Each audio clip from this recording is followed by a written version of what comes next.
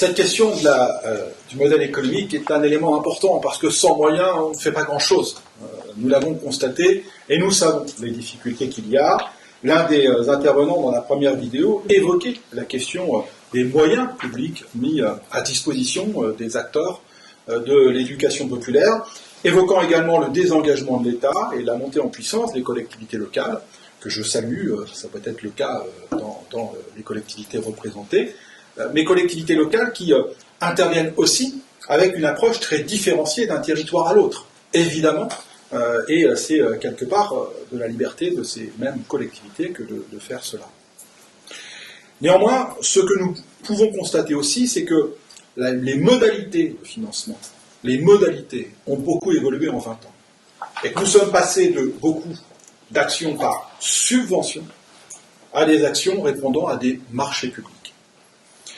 Et cela, ça change tout. Car la grande différence entre la subvention et le marché public, c'est l'origine de l'initiative. La subvention, c'est un accompagnement financier fait par une collectivité ou l'État au service d'une initiative, de la réalisation d'une initiative associative ou d'autres acteurs. Dans la subvention, l'initiative est donc du côté du subventionneur. Dans le marché public, le financement provient de la réponse à une commande faite par la collectivité ou les services de l'État. L'initiative est donc du côté, au sens large, des pouvoirs publics.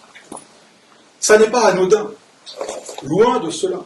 Ça change la nature des choses, ça change aussi le rapport entre les acteurs de l'éducation populaire, qui se trouvent à l'origine en concurrence d'initiatives, et qui deviennent concurrents en termes de qualité de réponse et de coût de réponse à un service demandé.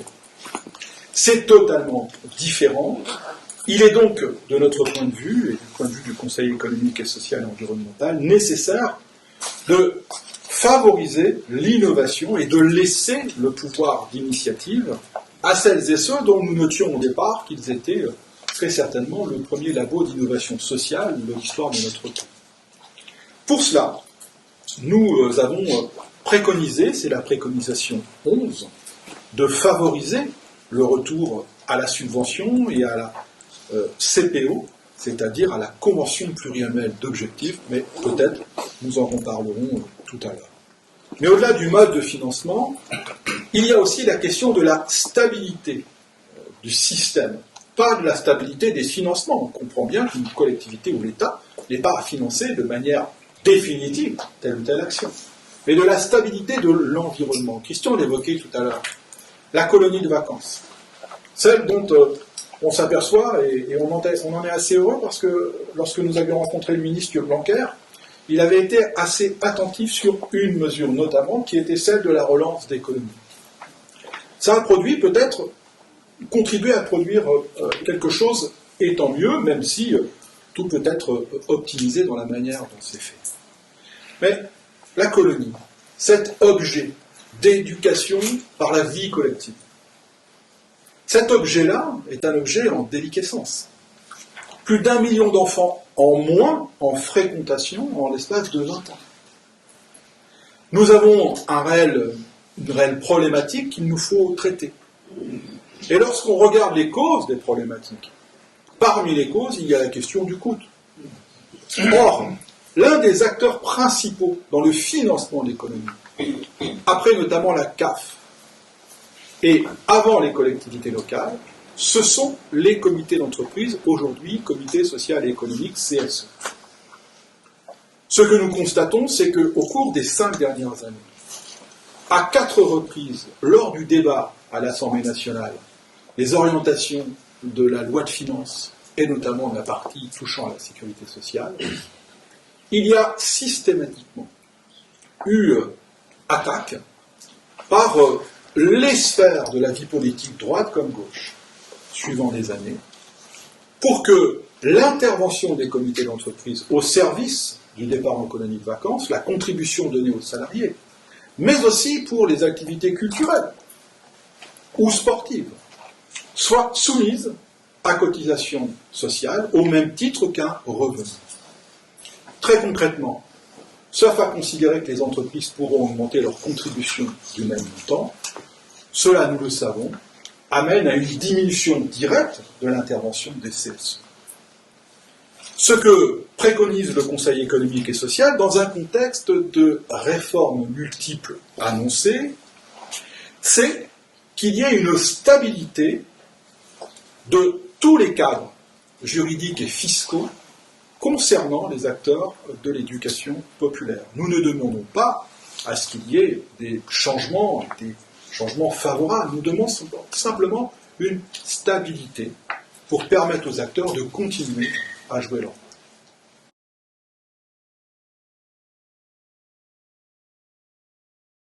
Le Conseil national des employeurs d'avenir est un syndicat professionnel qui rassemble 56 000, qui intervient sur 4 branches professionnelles. Ces 4 branches professionnelles étant celles de l'animation, du sport, du tourisme social et familial et des foyers de jeunes travailleurs. Ces 4 branches, c'est 56 000 entreprises et 350 000 salariés. Deuxième problématique, c'est celle de la formation. L'éducation populaire est un champ un peu particulier puisque finalement, il n'existe pas dans le système de formation français de filière de formation en formation initiale pour l'éducation populaire. Donc on a recours à de la formation continue, on a recours à des diplômes qui sont du champ de la jeunesse et des sports, et d'une certaine manière, il faudrait reconnaître l'éducation populaire définitivement en créant une filière de formation initiale et en installant celle-ci au sein de l'éducation nationale. Le premier, c'est celui de la qualification des acteurs de l'éducation populaire, c'est-à-dire de leur formation professionnelle, et qui passe, je pense, par une meilleure prise en compte des acquis de l'expérience, de la validation des acquis de l'expérience, qui est un aspect, mais aussi qui passe par la mise en place peut-être d'une filière complète en termes d'éducation formelle et qui commence notamment dès le bac professionnel. Je pense qu'on pourrait très bien imaginer la mise en place de formations dans le cadre des lycées professionnels dédiés à l'éducation populaire, mais ça va jusque la filière doit être renforcée à tous les niveaux, y compris par exemple au niveau de l'université où on devrait faire une place plus grande aux travaux de recherche aussi autour des questions d'éducation populaire. Oui, alors cette question de la formation permanente, au fond, elle vaut aussi pour les acteurs de l'éducation populaire, que ce soit les acteurs professionnels, donc des salariés, ou bien évidemment les bénévoles. Cette question d'ailleurs a été l'objet de débats assez pas vifs, mais d'échanges entre nous, avec des vrais désaccords, et pour arriver à une préconisation que je vais vous lire en l'état, parce qu'elle est quand même un peu alambiquée, c'est-à-dire que la préconisation, c'est que soit identifié et coordonné avec l'ensemble des acteurs concernés l'offre de formation initiale et continue aux métiers relevant de l'éducation populaire. On n'est pas allé plus loin que cela, alors que vous avez vu que dans le cadre des échanges, des débats que nous avons eus, des gens que nous avons auditionnés, ils allaient plus loin, puisqu'on parlait évidemment de filières de formation professionnelle, même si depuis quelque temps existe une filière Bac Pro Animation, qui a été créée il y a peu de temps, il y a 2, 3, 4 ans, voilà, mais ils souhaitaient les acteurs, mais à l'intérieur de notre commission, les débats étaient beaucoup moins tranchés sur cette question-là, donc on est resté sur une préconisation assez molle, je dirais, finalement. Nous, on aurait souhaité aller un peu plus loin sur cet aspect-là, mais ça montre bien, vous voyez bien que, voilà, on essaie de sortir à chaque fois par le haut, tout en ne mettant pas sous le tapis cette question de la formation professionnelle des futurs salariés. Mais voilà, on voit bien que le sujet n'est pas encore abouti, en tout cas la réflexion en interne aux membres du CESE. Et puis, préconisation numéro 16, qui concerne les bénévoles, bien évidemment, c'est que nous proposons un investissement fort dans la formation des bénévoles, et pour cela, il faut absolument abonder de façon significative ce qu'on appelle le FDVA, c'est-à-dire le Fonds pour le développement de la vie associative, qui permet justement de financer la formation continue des bénévoles, et ce fonds est évidemment sous-doté, et ses dotations d'ailleurs diminuent souvent d'année en année. Axe 5.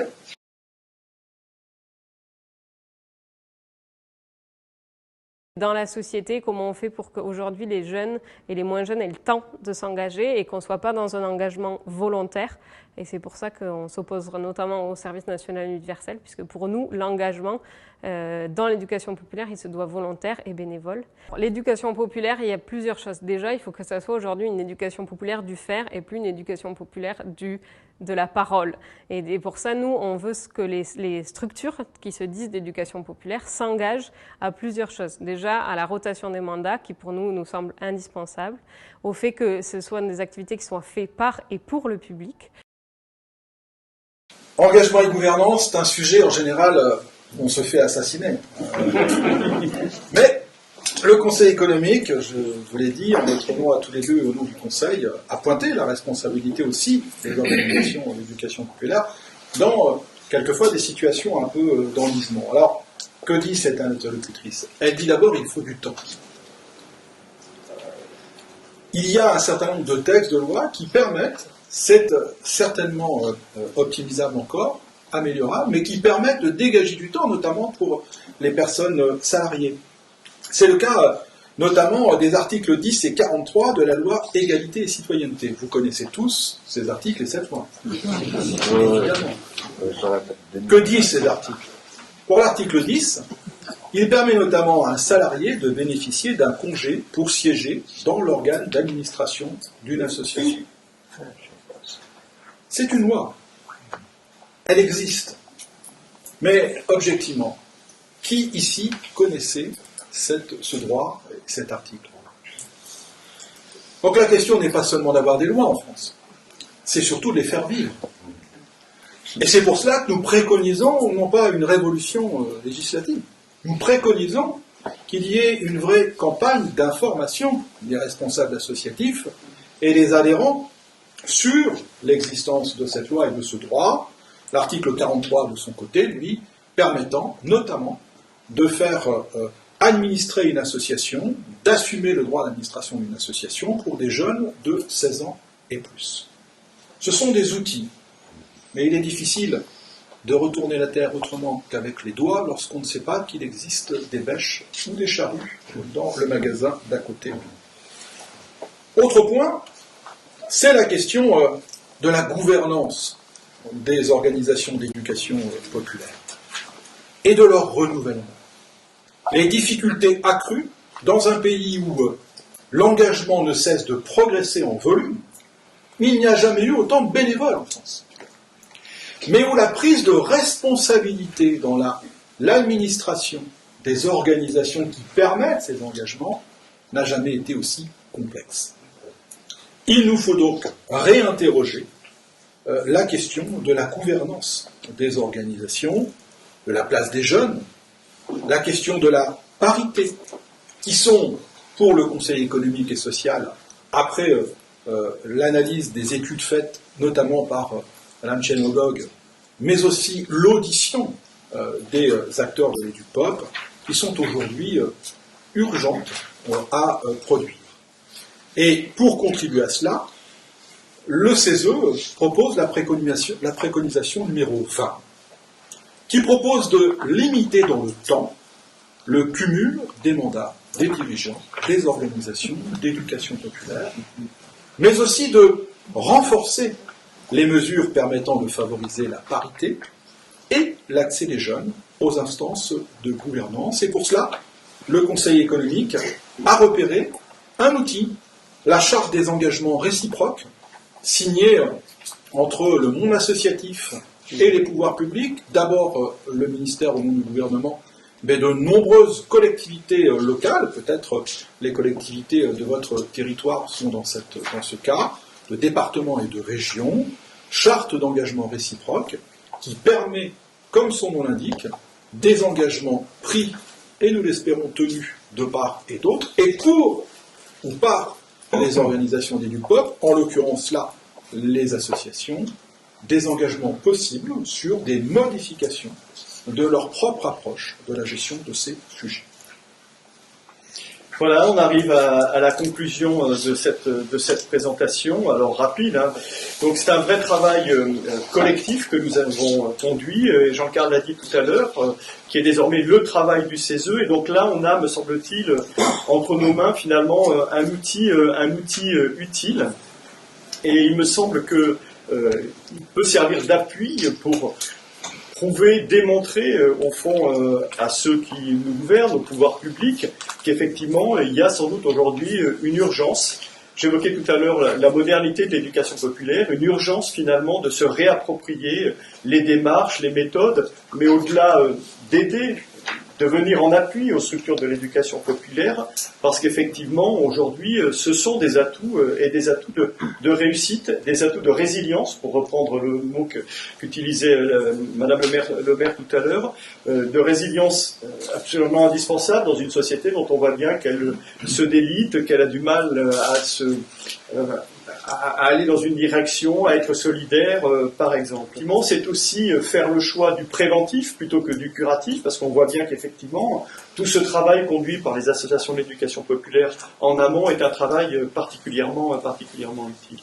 Et donc, pour conclure, évidemment, je vais revenir à la proposition numéro 1, la préconisation numéro 1 que nous avons faite, qui vise à combattre évidemment le morcellement de cette société que je viens d'évoquer, le sentiment d'abandon et de relégation, vous le savez comme moi, de ses habitants, et qui nécessite évidemment aujourd'hui, nous entrons dans une campagne présidentielle, qui nécessite évidemment une réponse politique qui soit une réponse politique ambitieuse, c'est-à-dire au fond de faire vivre sur tous les territoires, et en particulier les territoires qu'on a bien repérés, qu'on connaît, qui sont les territoires les plus fragiles, au moins ce que nous on a appelé un équipement pluridisciplinaire, c'est-à-dire un lieu, un peu comme ici finalement, un lieu de rencontre, de débat, de partage, qui mobilise toutes les structures de l'éducation populaire, et peut-être qui les rapproche finalement, parce qu'elles sont souvent éparpillées sur un même territoire, sans forcément se connaître, ou en tout cas bien se connaître ou se fréquenter,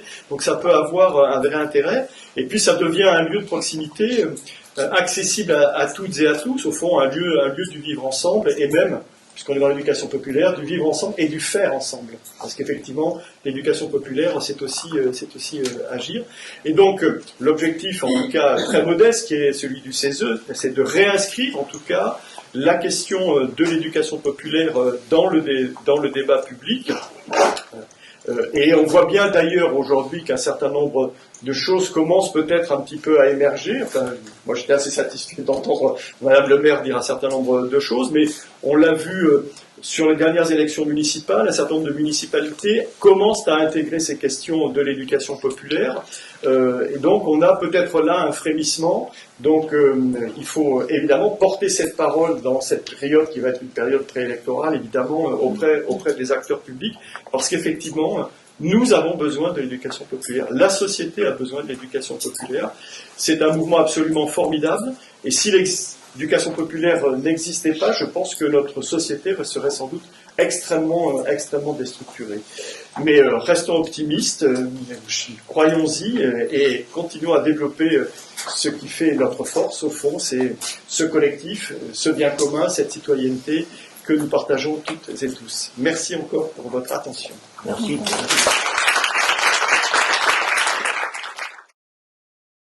Le premier objectif est atteint, c'est de partager avec nous de manière vivante, avec votre présence, toutes ces convictions qui vous animent. J'ai à la fois pris encore mieux conscience du fait que nous sommes un peu tous des monsieur Jourdain, c'est-à-dire que nous faisons de l'éducation populaire sans forcément nous en rendre compte, et sans forcément nous rendre compte de l'importance que ça revêt pour une société, une collectivité, un pays. Donc premier constat que je fais, ou que je refais en quelque sorte, je suis d'un trait un peu plus épais. Ensuite, autre conclusion à laquelle vous arrivez, et puis je crois qu'elle est claire, c'est il faut un pilote de l'avion peut-être aussi. Il faut un leadership, il faut une structure un peu plus formelle peut-être pour que cette grande notion d'éducation populaire puisse vraiment être visible d'abord, et ensuite se développer et exercer vraiment dans toutes ses facettes et toutes ses composants son action au niveau du pays et d'un territoire. Ce que j'ambitionnais également, et puis après on va ouvrir le débat, on va permettre les questions qui se posent, elles sont, je pense, assez nombreuses, c'est aussi peut-être relayer ce travail remarquable que vous avez fait. Je trouve qu'il serait absolument désastreux que ce rapport, ce travail que vous avez fait, soit simplement sur un bureau, voire dans un tiroir, comme beaucoup de rapports qui ont abouti malheureusement aux oubliettes. Donc je crois qu'on est là aussi pour vous aider à le faire vivre, en particulier dans un territoire, mais dans tous vos territoires. Relayer en fait cette action, cette réflexion, ces consultations que vous avez menées, et faire en sorte que ça, maintenant, ça commence vraiment à vivre et à prendre corps. Ça, c'est très très important. Donc ce relais, nous avons cette responsabilité de prendre le relais. Ensuite, sur la question des financements ou de la prise en compte du soutien en fait, des collectivités, c'est un autre aspect. C'est vrai qu'il est crucial, il est important, mais c'est vrai que c'est aussi un peu le nerf de la guerre de nos associations. Nous avons besoin, peu ou prou, d'un soutien, d'un apport et d'une confiance qui nous est accordée dans l'exercice de notre mission. Première question, c'est la plus difficile en général. Didier Durand, donc je participe aux activités de l'Université populaire de l'Uzège, dans le Gard, le Gard.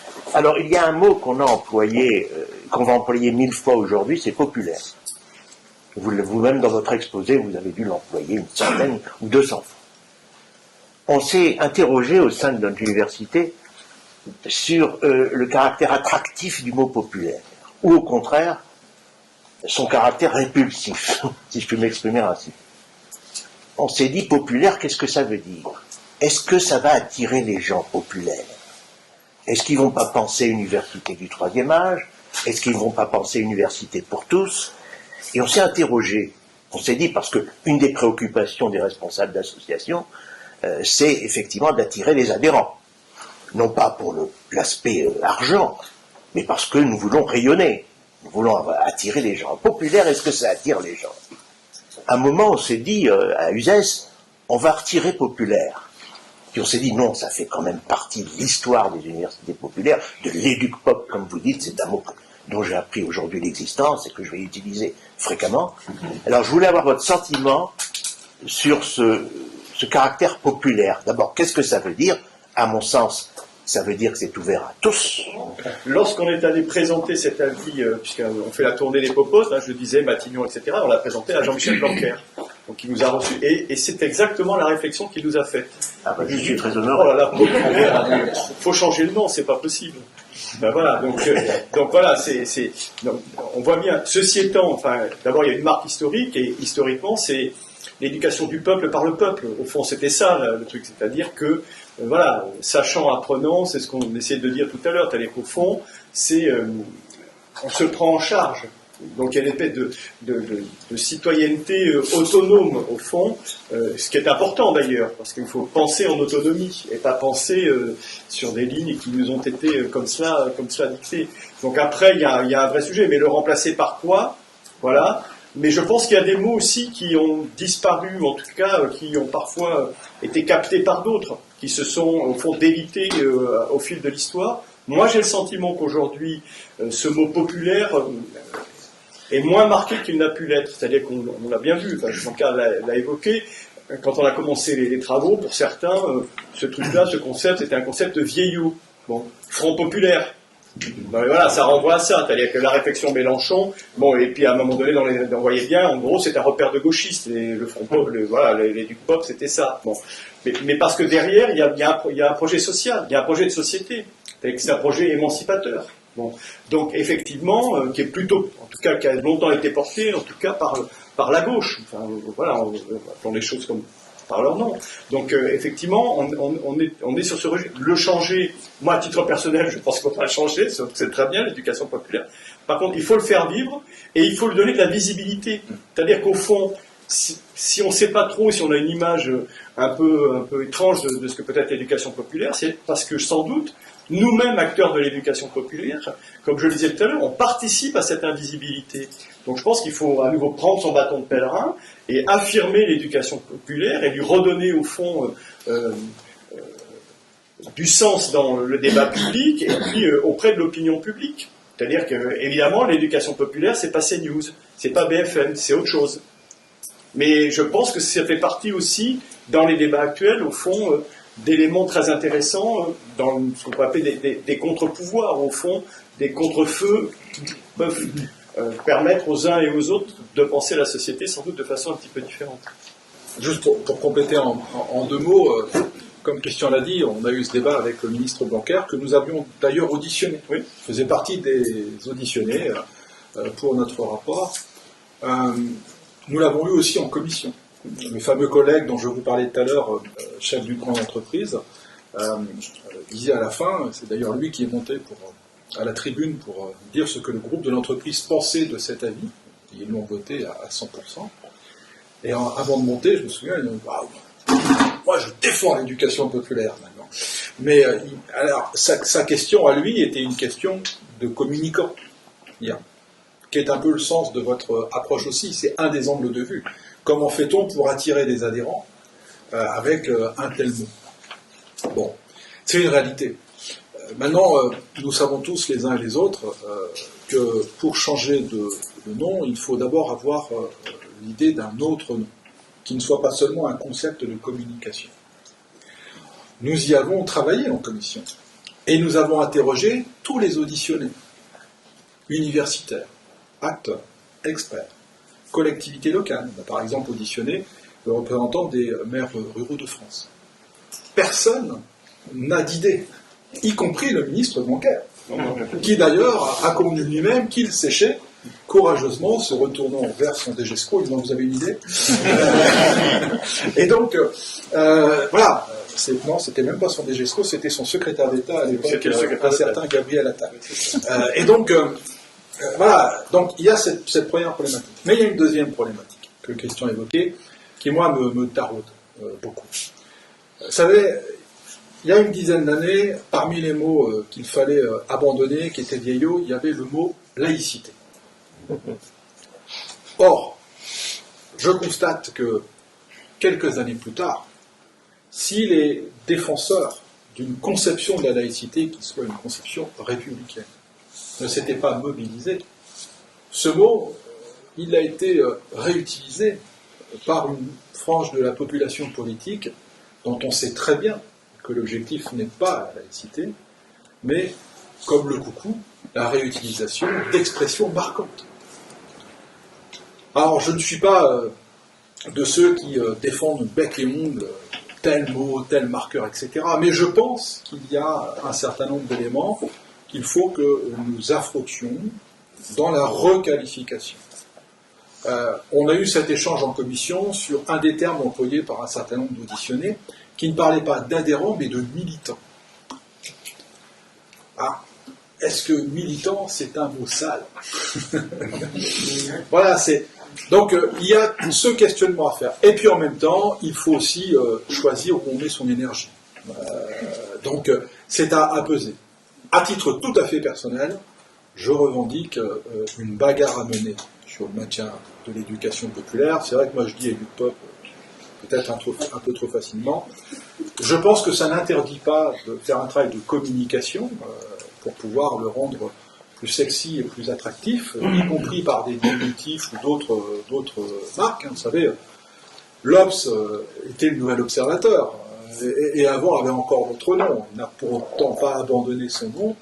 Voilà, je pense qu'il y a un travail à faire, mais je pense que c'est tellement loin de la préoccupation des acteurs de l'éducation populaire, qui sont des faiseurs plus que des causeux, que c'est aujourd'hui quelque part un débat un peu secondaire, je crois. Frédéric Pain, Université populaire de Romans dans la Drôme. Vu qu'on est dans le domaine des universités populaires, nous, quand on se pose la question de comment on s'identifie dans notre territoire, c'est plutôt le terme université qui nous pose problème, le terme populaire.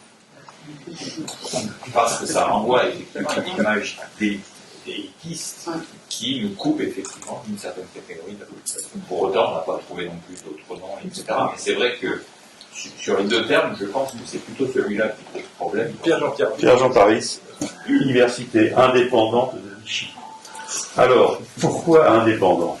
Avec le lourd passé de Vichy, je ne sais pas si ça doit être attribué à cela, mais cette université a été créée il y a 35 ans maintenant. Le mot université, effectivement, pose problème. Maintenant, vous avez tangenté aussi sur un problème qui est, bien sûr, le partage du savoir. mais en même temps sur la formation permanente. Et la formation permanente, c'est pas du ressort actuel de ces universités populaires. On a des cours, je sais pas, de mathématiques même, et de physique. On a des conférences qui sont larges, et on a aussi du yoga. Donc c'est difficile aujourd'hui de parler de formation permanente. Nous, on doit avoir une centaine de types de cours. Il est difficile aujourd'hui de cibler et de dire qu'on va avoir, avec les acteurs, disons, publics, ou les acteurs du privé, les entreprises qui sont intéressées par nous amener du personnel à eux, en disant, vous ne pouvez pas les former dans tel thème, critère. C'est assez difficile de tangenter les deux à l'heure actuelle. Vous avez juste abordé un petit peu ce genre de choses, mais il y a des difficultés pour mettre sur pied des cours dits de formation réelle. C'est ce tissu qui fait qu'après la population peut s'entendre, ce que vous disiez. C'est ce qui permet en tout cas d'échanger et de vivre ensemble. Je dirais un mot, effectivement, formation plus longue, formation permanente, elle s'adresse essentiellement, enfin le terme en tout cas, il est marqué entreprise. Au fond, c'est la formation permanente des salariés.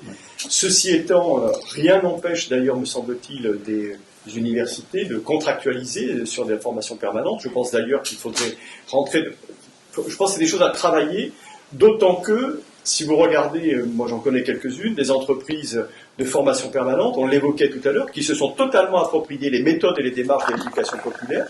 Et je peux vous dire que le prix de journée, non mais, et ça aussi, ça m'a énervé, moi, très honnêtement, dans les auditions, parce qu'au fond, il se passe des choses formidables, voilà, alors je dirais pas qu'on ne sait pas se vendre, mais en tout cas, là, il y a peut-être des pistes à creuser, me semble-t-il, des propositions à faire. Alors après, toute la difficulté, c'est contrairement à une entreprise privée de formation, il y a la question des moyens, il y a la question des personnels, on est beaucoup des bénévoles, et monter un dossier, ça prend énormément de temps. Enfin, vous le savez mieux que moi. Donc c'est sans doute, mais je pense que ça fait partie de ces choses-là. Mais aujourd'hui, il faut que vous ayez en tête, qu'il y a des entreprises qui utilisent, d'ailleurs pas toujours à bon escient, par parenthèse, pour avoir vécu quelques stages de cette façon-là, pas toujours à bon escient, les démarches et les méthodes de l'éducation populaire. Et c'est pour ça que la question de l'essaimage, la préconisation, on parle de mettre en place un observatoire, voilà, un observatoire de l'innovation, était assez intéressant, nous semble-t-il, parce que ce qu'on a repéré, c'est qu'il se fait plein de trucs intéressants. Il y a des vraies méthodes. Alors, je ne sais pas s'il faut des copyrights sur les méthodes. Enfin, c'est pas notre tasse de thé. Mais il me semble que là, on peut trouver une place, mais c'est pas facile.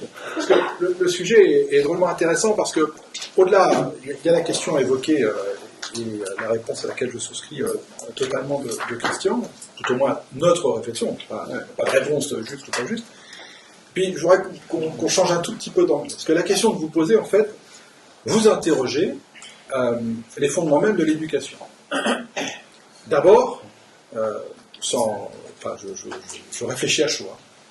Est-ce que l'éducation et la formation, c'est la même chose? Parce que lorsqu'on parle de formation qualifiante, reconnue, on parle bien de formation. L'éducation, est-ce la même chose? L'éducation populaire, le pour et le par, repris par un célèbre comité d'entreprise, qui n'en est pas un, la CCAS, comité des électriciens et des gaziers, pour et par. Est-ce que c'est la même chose que la formation professionnelle, c'est-à-dire l'acquisition de compétences techniques ou de connaissances techniques qui vont permettre le bon geste ou la bonne construction de pensée pour pouvoir... Voilà. Moi, j'aurais tendance à différencier un peu les deux. Rien n'empêche une UP de devenir un acteur de la formation professionnelle, effectivement, avec des agréments, des machins. C'est compliqué, mais c'est possible, au même titre que toute association.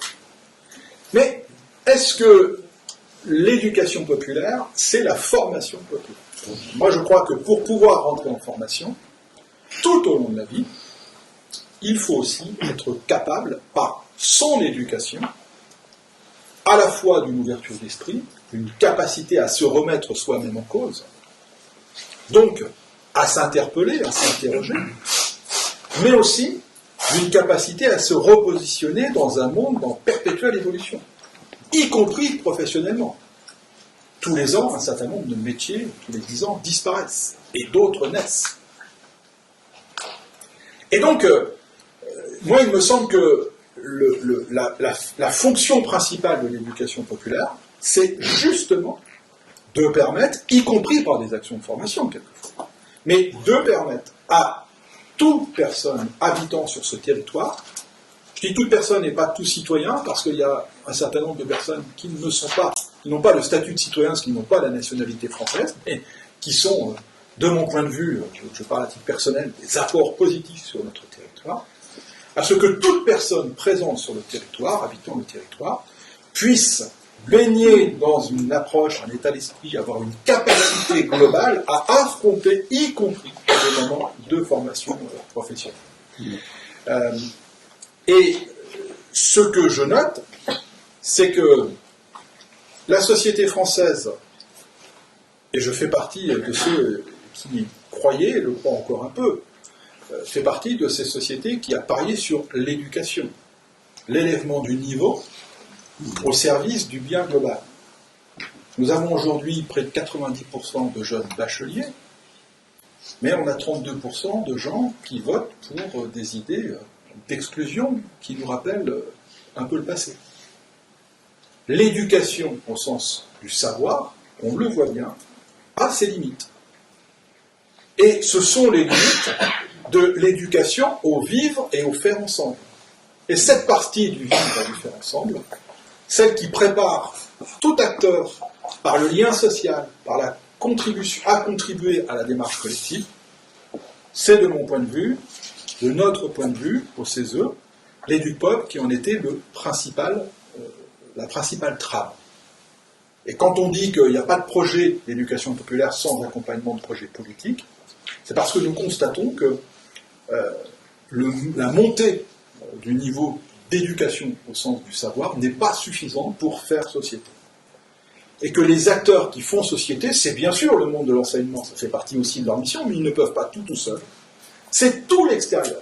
Et les acteurs de l'extérieur, eh bien, ceux qui faisaient ça, sont avant tout les acteurs de l'éducation populaire.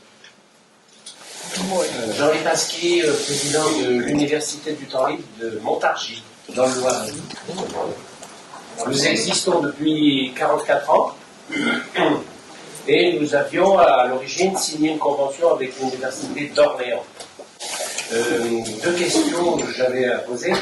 Il y a quelques colloques de cela, nous avions échangé sur le thème de quelle est la place des jeunes dans les universités.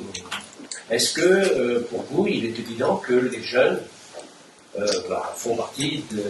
doivent fréquenter, font partie des universités populaires? Et puis la deuxième question, c'est y a-t-il eu une réflexion s'agissant des bénévoles, une réflexion sur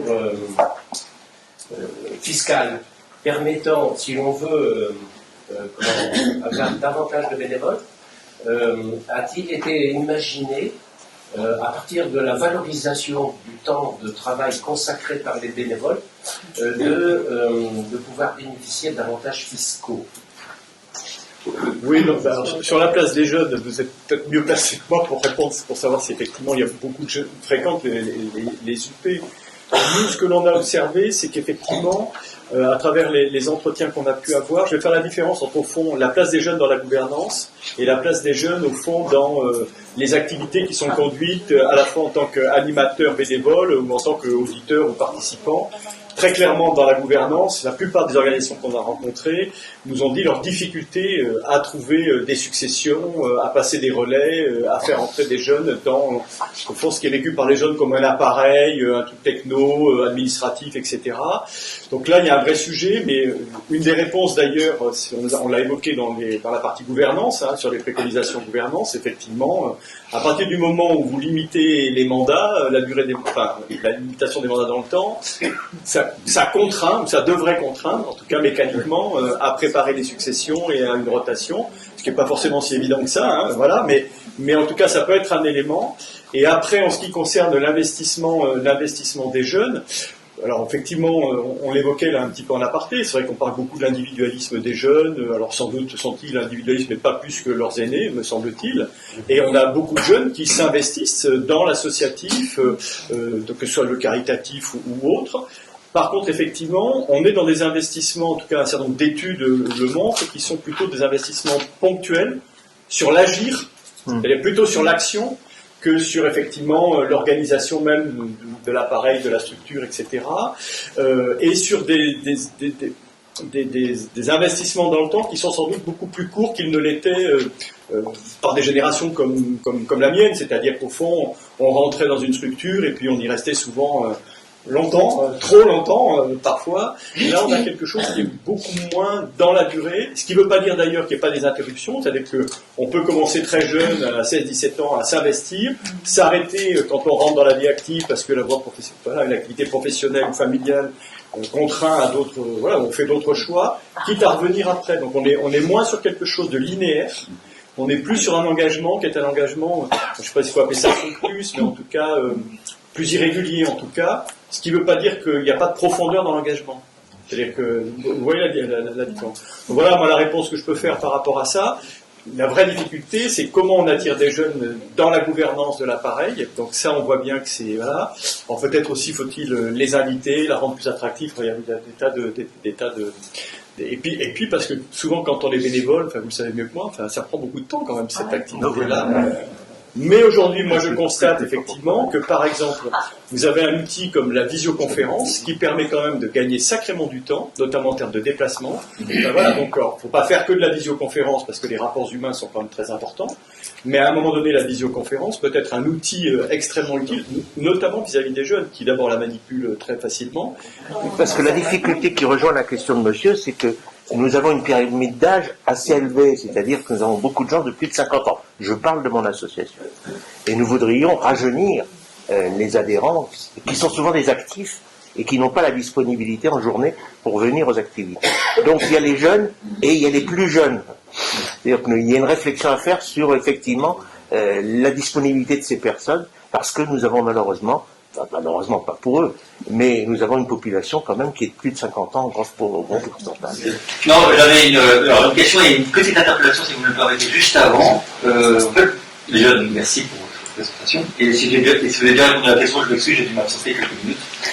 Votre rapport s'appelle l'éducation populaire et l'exigence du XXIe siècle, mais à vous entendre, pendant tout votre exposé, il aurait très bien pu s'appeler l'économie sociale et solidaire et l'exigence du XXIe siècle. Longtemps, j'ai perdu parfois un peu le fil en me disant que je ici pas des structures d'éducation populaire ou du monde associatif au sens large, ou structures de l'économie sociale et solidaire dans toute leur diversité. En fait, tant les invariants que les constats, que les préconisations que vous avez pu formuler peuvent s'appliquer en fait à beaucoup de domaines. Donc je ne sais pas si c'était quelque chose qui a été aussi travaillé ou que vous avez pu avoir dans vos débats, parce que ce que vous citiez, en fait, les aînés un peu partout. Notamment parce qu'il y a aussi un secrétariat de l'État à l'éducation, à l'économie sociale et solidaire, donc c'est un peu compliqué de savoir où on se positionne. Donc ma question c'était plutôt, M. Chevalier, vous avez cité dans votre introduction le fait que vous avez pu visiter une expérimentation que vous avez jugée intéressante à Beauvais. Je voulais savoir si vous pouvez tout simplement nous en parler. D'abord par rapport aux jeunes, à la place des jeunes. La question peut-être de savoir comment on rend attractif les structures ou la gouvernance pour qu'ils rentrent. L'autre angle de vue, peut-être aussi de se demander quelles modifications, y compris statutaires, il faudrait mettre en œuvre pour qu'ils trouvent leur place.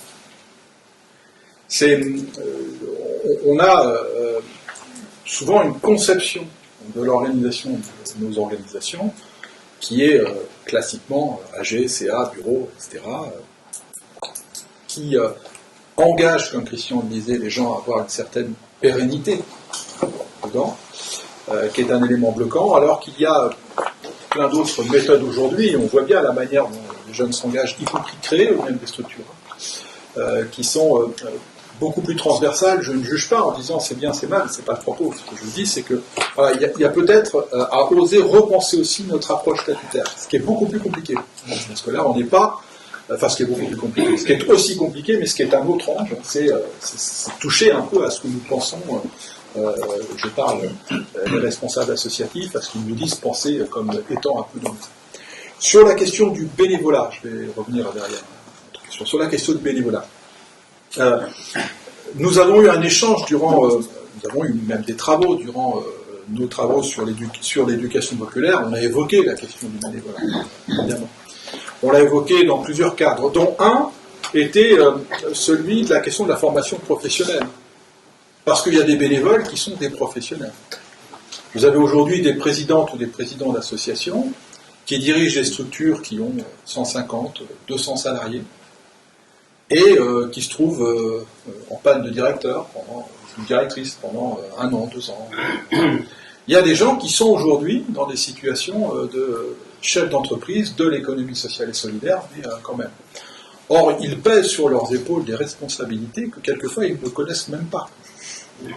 Je pense notamment à celles liées aux lois de protection des salariés. Enfin, voilà. Donc, il y a dans les questions de formation aussi ce sujet-là. Et dans la commission, c'est rentré aussi par là. On en a parlé aussi au moment de la formation. On l'a évoqué tout à l'heure, formation professionnelle, les débats que nous avons eus qui étaient intéressants, et puis la formation.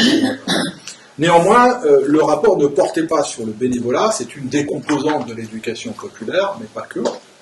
Et parce qu'il ne portait pas que là-dessus, il appelait très certainement un travail à remettre sur le métier, sur le bénévolat. Et c'est ce qui a fait que le CESE et sa commission éducation, culture, communication vient d'ouvrir, il y a 3 semaines, un nouveau chantier. C'est le premier avis d'initiative, on ne parle plus d'autosaisine avec la réforme, mais d'avis d'initiative, de ce mandat du CESE qui a commencé en mai. Et nous avons ouvert un nouveau travail sur les questions du bénévolat. L'intitulé pour l'instant de cette saisine d'initiative, c'est l'engagement bénévole, indispensable facteur de cohésion sociale et de citoyenneté.